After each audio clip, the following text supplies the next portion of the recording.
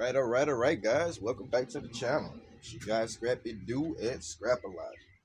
Today we have a compressor, and as you can see, I've already prepped it for the sake of this video. Didn't really want to bore you guys with a bunch of cutting and things of that nature, but I went ahead and prepped it. Um, if you look on my channel, if you're new to the channel, you haven't seen the video, check it out where I scrap out the whole AC unit and go through the various components, right? But we wound up taking this compressor off and I put it off to the side. I didn't bring it with my last load, which is great because now I'm able to show you guys. There's different methods of doing the same job. So let's get started. This is the actual casing of it. All right. As you can see, it's sitting like this. And then this bottom piece was on here, right? So what we've done is actually took our sawzall. No, I'm sorry. You can use the sawzall. Me personally, a grinder is better. Like I said, there are various different methods of doing that. Use my angle grinder, and we just cut along the wells all the way through, right? That freed us up the top. Do the same thing at the bottom. As you can see, this is the bottom of it.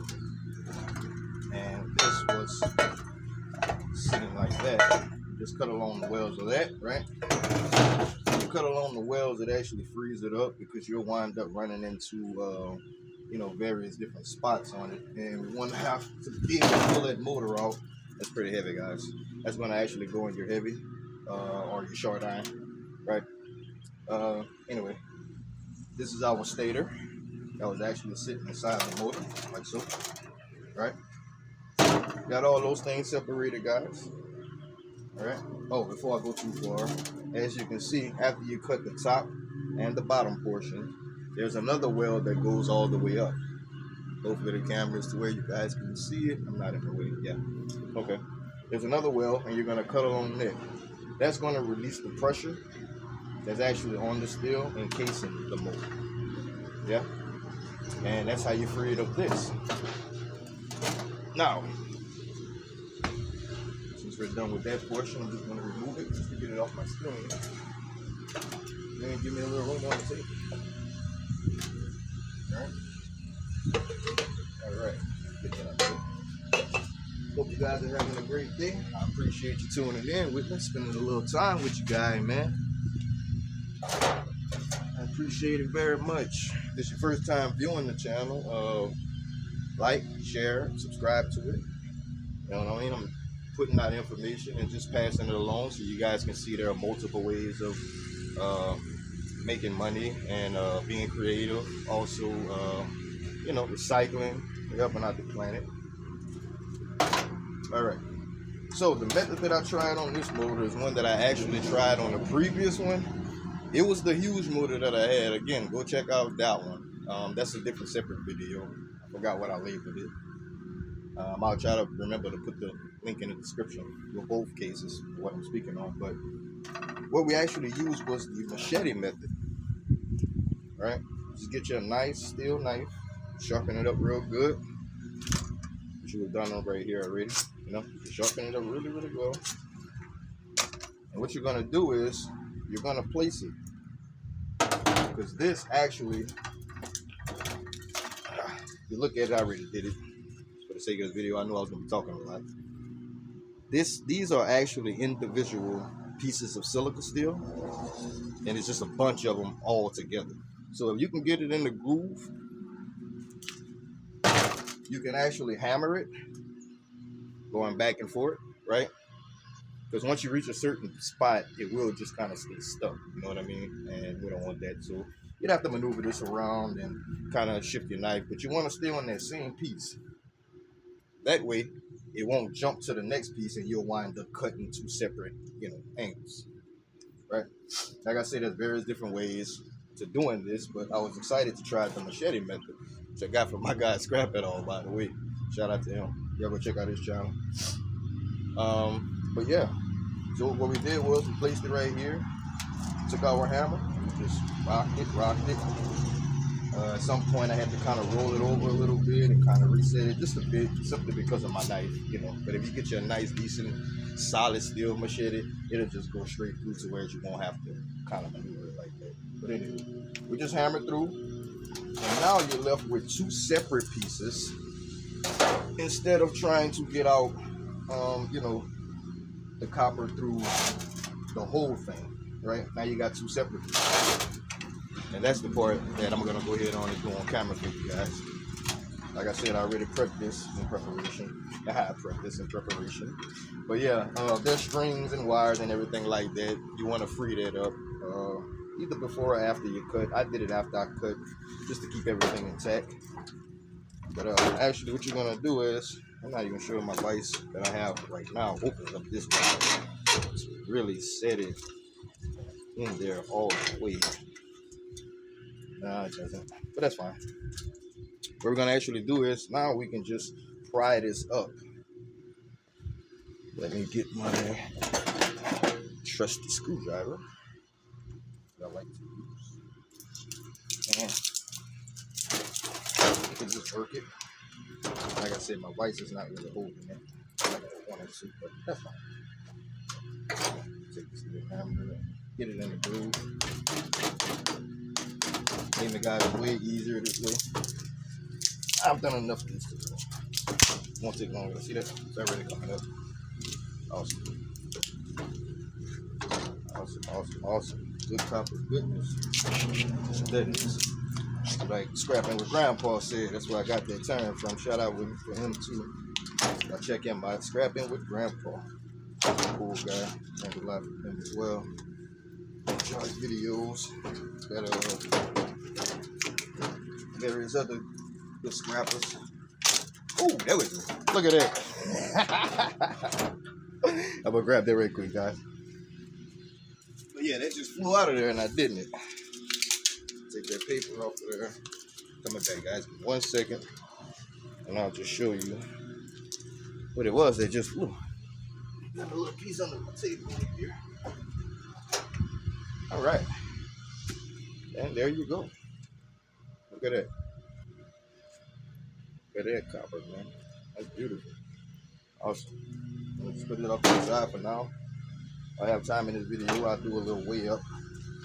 You'll be able to see, based off the prices, your city, on your scrap yard, how much you stand to make off of this one holder, this size. Just give me a little. Yeah, at this point, I'm gonna show you something real quick. 1 second, man. Careful, Scrappy, dude. You got to keep all that copper, baby. But yeah, these pieces right here, which is actually these white pieces you see in here, that's really what's holding it in there. You know what I mean? Usually it's just a bunch of shellac and paper and glue and all of that, and that's the reason why you get number 2 copper for this instead of the number 1, because it is thicker than a lid of a pencil, which you consider it number 1, but because it's already been in the motor, it has been used, and you know, check out the scrap yard though, if you like. You can keep these separate because they're really clean, and it may give you an upgrade on that. So just an idea. But yeah, usually they go as number 2. So you got many options. You can either put it in your number 2 pile, and I'm just showing you guys what that awesome copper looks like. See that? Then after a while, you remove a couple of them, it just slides off. Boom. And then that goes in with the rest of your prepared steel. And that's because of the type of steel that it is. It is a type of grade called silica steel. And that's a higher grade steel. Because I know a lot of people will say, well, if you know about it, they may say, some scrappers may say, well, that's real thin. Once those pieces start coming off, I just throw them in my shred. But that's not the case.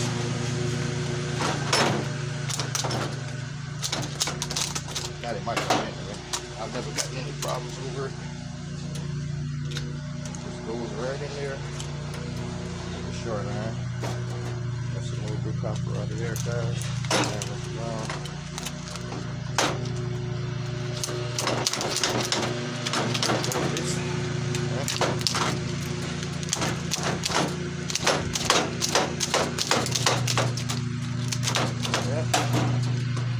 all right. And I'm gonna clean this up after I finish. I don't want all the paper and plastic.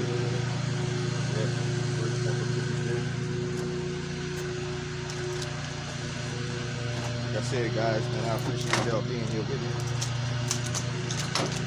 Awesome to have somebody to hang out with, you know what I mean? Even though technically, by yourself, never alone, right? Alright. See that? Oh, man, that's awesome. I said, this just comes off like that. Removing the paper from it.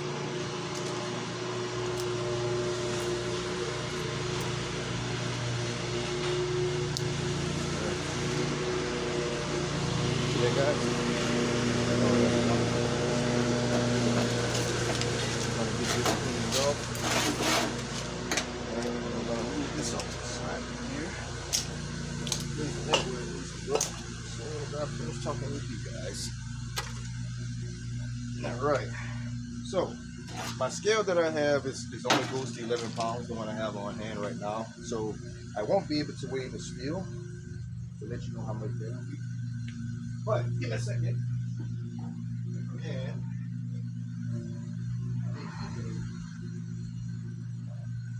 tell you how much you need.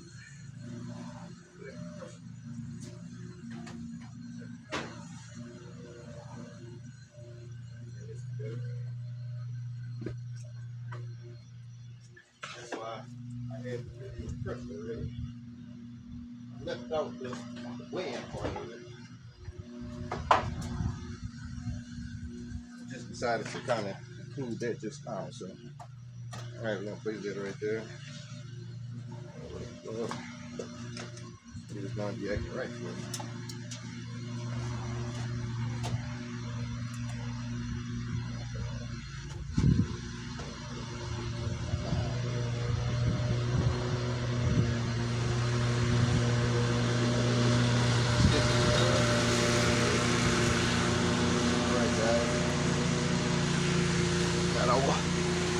Scale right there. That is 0.19 pounds, which is 87 grams or 3 ounces. That's just the bucket right there. We're gonna tear that out. Put it to 0, and then we're gonna add this. Yeah. Keeping in mind, guys, this is add on to your collection already. So, all right. So just out of that one item, we have 4.5 pounds, which right now copper is going for about, I didn't call today, but it's around 340 or something like that. So you're looking at what?